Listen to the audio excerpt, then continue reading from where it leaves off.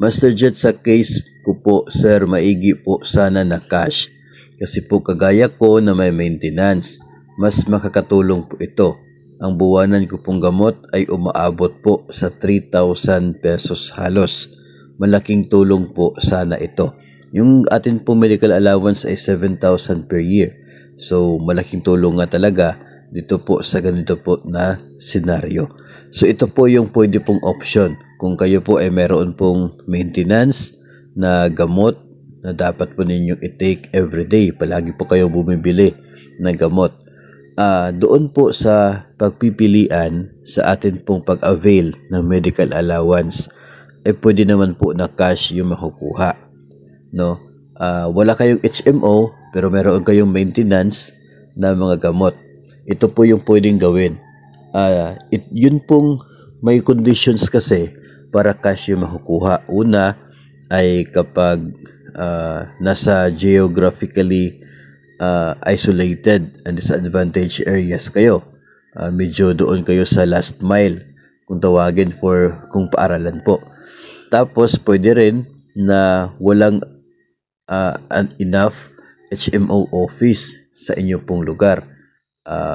Pwede po na ito yung senaryo po dyan sa inyo. O kaya ay dati kayo nag-apply ng HMO tapos denied, hindi approved. So, doon po sa first two na options para makakuha ng cash, kinakailangan po ng certification kung kayo po ay nasa paaralan to be signed by your school's division superintendent.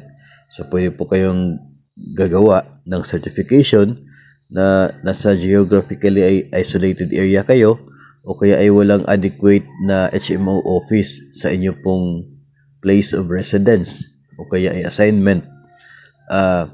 Tapos pipirmahan po yun ng SDS. Yun po ay isang basis, no, na pwede kayong mabigyan ng cash na medical allowance. Pero dito po kasi sa cash, meron pong isa pang form na dapat po nating i-comply.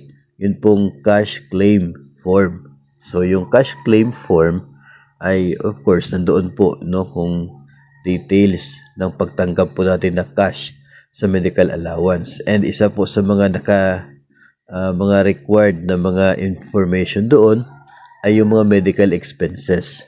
So dito po pasok ito pong inyo pong maintenance, no, na inyo po binibili monthly. Doon po sa medical expenses, pwede po ninyong ilagay yung amount at mag-attach ng resibo ng inyo pong nabili. No, hindi naman po kinakailangan na lahat talaga, no, kahit po yung 1 month lang na 1 month lang ninyo na medical expenses, no, I guess pwede na po yun kasi not necessarily na 7,000 naman talaga yung gagastusin for the medical allowance na ma-reimburse po. So in your case, kung nasa 3,000 monthly, kahit yung 1 month lang, no, especially kung mayroon po kayong mga consultations with your doctor ngayong 2025, kung mayroon po kayong proof na talagang mayroon kayong yung reseta from the doctor o kaya ay resibo sa inyo pong consultation, pwede po yun i-attach sa cash claim form. So at least may babalik, no, meron kayong gastusin sa gamot monthly. Tapos, itong medical allowance pwede pong matanggap ninyo as a cash, yung 7,000.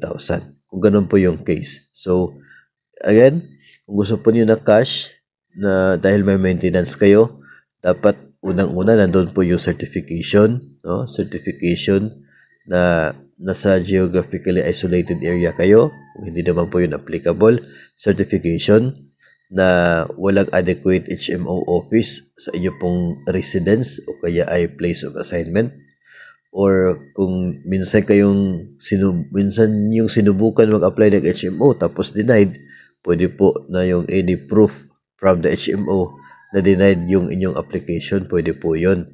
So after that, yung cash claim form naman, fill upan po ninyo at i-attach yung resibo for your medical expenses.